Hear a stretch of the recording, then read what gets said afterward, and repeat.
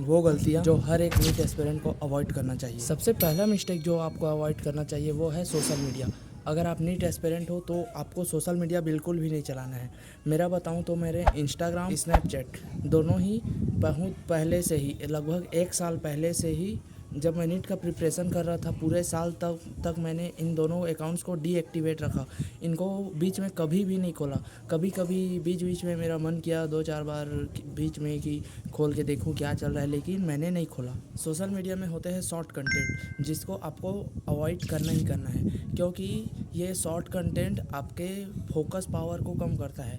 मैंने 1 साल तक कोई शॉर्ट कंटेंट नहीं देखा। अगर देखना भी था तो मैं लॉन्ग वीडियो देख लेता था 10-15 मिनट का, लेकिन शॉर्ट कंटेंट जैसे कि रील स्क्रॉल करना या शॉर्ट्स, ये सब मैं बिल्कुल भी नहीं देखता था 1 साल तक। इसके अलावा सोशल मीडिया पर होता है ब्रेन रॉट।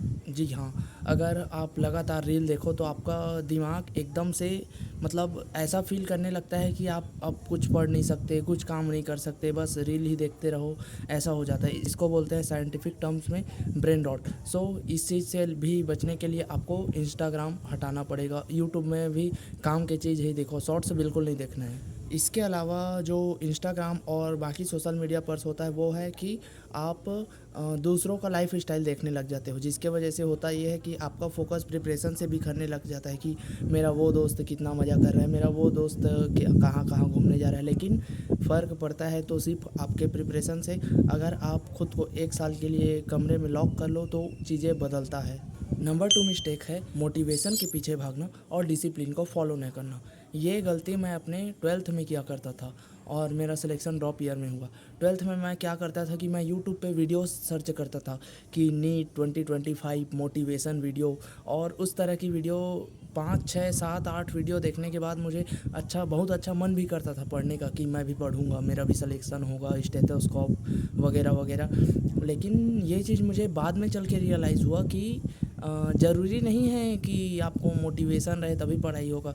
अगर आप कंसिस्टेंसी से पढ़ रहे हैं, आपको मन नहीं कर रहा फिर भी आप पढ़ रहे हैं, भले ही 2 घंटा पढ़ा उसके बाद ब्रेक लिया, लेकिन पढ़ रहे हैं, तो इससे भी हो जाता है और इम्प्रूवमेंट इससे होता है। मोटिवेशन हमेशा नहीं रह सकता, लेकिन डिसिप्लिन और कंसिस्टेंसी हमेशा रहता है। सो ट्राई करें कि मोटिवेशन को अवॉइड करें। कभी कभार चलता है दिन भर में, अगर दिन भर में 12 घंटा पढ़ा तो एक आध वीडियो देख लिया कोई नीट से रिलेटेड, मतलब सिलेक्शन वाला, वो अलग चीज़ है, लेकिन दिन भर देखना। मैं पहले क्या करता था कि मैं रात को जब 10 बजे उठता था पढ़ने के लिए, 10 से 2 मेरा स्लॉट रहता था, तो मैं 10 से साढ़े 10 तक लगभग ऐसे यूट्यूब में देखने लग जाता था ताकि मुझे मोटिवेशन आएगा और मैं रात भर पढ़ूंगा। लेकिन इस चीज़ को मैंने बाद में समझा और इस चीज़ को मैं हटाया और इस पे काम किया, और फिर मैं 10 बजे उठता और लगातार 2 बजे तक पढ़ता।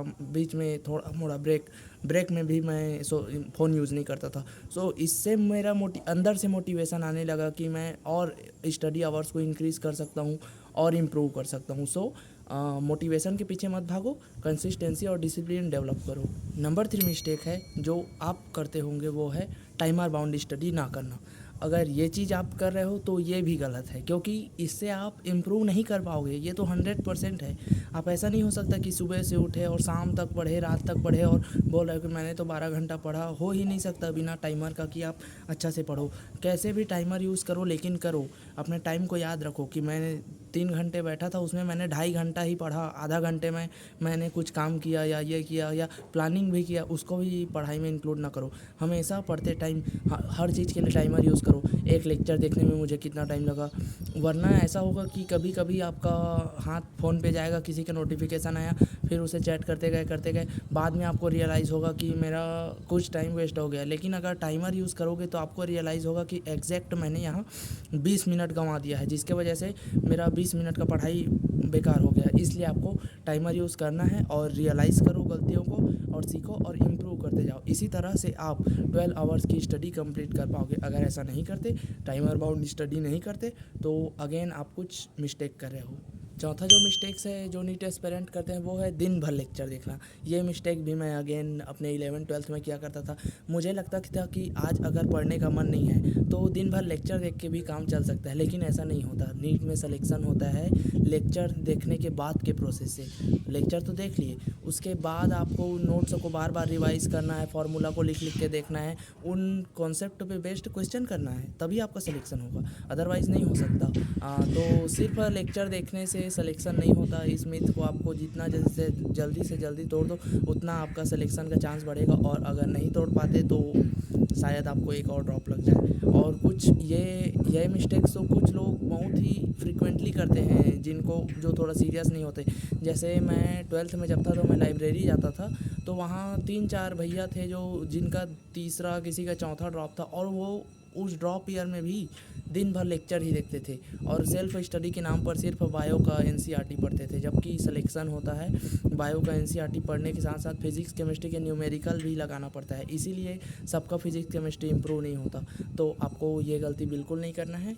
आपको लेक्चर देखना है एक लिमिटेड टाइम में, और उसके बाद उसके लेक्चर का जो मेन पर्पस था कि आपको उस लेक्चर से जो नोट्स बनाए उनको पढ़ना है, उनसे रिलेटेड क्वेश्चन करना है। सो दिन भर लेक्चर देखने मत रहना, इससे आपका सिलेक्शन रुक जाएगा। बात करते हैं 5वें नंबर के मिस्टेक्स के। दिन भर थ्योरी पढ़ना लेकिन उनका क्वेश्चन ही प्रैक्टिस ना करना। ये कुछ ऐसा हो गया कि आपने जिम जाने के लिए दिन भर वीडियोस देख लिया लेकिन कभी जिम किया ही नहीं, तो बॉडी कहाँ से बनेगा। सेम थिंग है, अगर आपने थ्योरी पढ़ा लेकिन उसका क्वेश्चन नहीं लगाया, कुछ क्वेश्चन गलत नहीं किए, तो आप सीखोगे ही नहीं। इसको इम्प्रूवमेंट नहीं कहते हैं। क्वेश्चन लगाओ, बने ना बने वो अलग बात है। आप जितना ज़्यादा अपने आप को पुश कर सकते हो क्वेश्चन लगाने के लिए, ये मॉड्यूल लगा लिया, वो मॉड्यूल लगा लिया, वो लगाओ। और ऐसा बिल्कुल नहीं करना है जैसे आप पढ़ाई में सिर्फ बायो के लेक्चर देख रहे हो, बायो का एनसीईआरटी पढ़ रहे हो, फिजिक्स केमिस्ट्री में लेक्चर देख रहे हो और खूब से खूब सेल्फ स्टडी हो गया तो उनके थ्योरी पढ़ रहे हो, क्वेश्चन नहीं लगा रहे हो, तो ये बिगेस्ट ब्लंडर है। आपको बहुत बाद में चल के समझ आएगा, इसीलिए आप अभी से समझो। फिज़िक्स में भी लगाओ, केमिस्ट्री में भी लगाओ, इनके थ्योरी पढ़ो, उसके बाद क्वेश्चन लगाओ। और एक बार अगर उस टॉपिक पे आपने अच्छा खासा क्वेश्चन लगा लिया तब आपका कॉन्फिडेंस होगा, क्योंकि आपने सभी प्रकार के क्वेश्चन से डील कर लिया जो बन सकते थे। एक टॉपिक, एक कॉन्सेप्ट पे लिमिटेड नंबर ऑफ क्वेश्चन ही बनते हैं, और उन क्वेश्चन को एक सेलेक्ट होने वाला बच्चा लगाता है और नहीं सेलेक्ट होने वाला बच्चा नहीं लगाता है। तो फ़र्क यहीं से बिल्ड होते जाता है, फिर धीरे धीरे मॉक टेस्ट में ये दिखता है और एट द एंड ये लास्ट में नीट के रिज़ल्ट में भी दिख जाता है। सो ये छोटे छोटे स्टेप्स आपको लेने होंगे। अभी से क्वेश्चन लगाना स्टार्ट करो, आदत बनाओ, लास्ट तक जाते जाते आप बहुत अच्छे पोजीशन पे होगे। सो ये कुछ मिस्टेक्स थे जो मैं आपके साथ डिस्कस करना चाहता हूँ। आशा करता हूँ आपको ये वीडियो पसंद आया होगा। अगर वीडियो अच्छा लगा हो तो वीडियो को लाइक करें और चैनल को सब्सक्राइब करें, इससे मेरा मोटिवेशन बना रहेगा। और मैं इसी तरह अपने जो मिस्टेक्स मैंने अपने नीट के फेस पे किया था उससे रिलेटेड मैं वीडियो इस चैनल पे डालूँगा, और वीडियो जेन्युइन होगा, किसी भी प्रकार का स्ट्रेटजी या फेक मोटिवेशन वाला नहीं होगा, क्योंकि ऐसा करने से खुशी मिलता है लेकिन सिलेक्शन नहीं होता है। ये चीज़ आपको भी जितना जल्द से जल्द समझ आ जाए उतना जल्दी आपके लिए अच्छा है। सो वीडियो को लाइक करें, चैनल को सब्सक्राइब करें। Bye bye.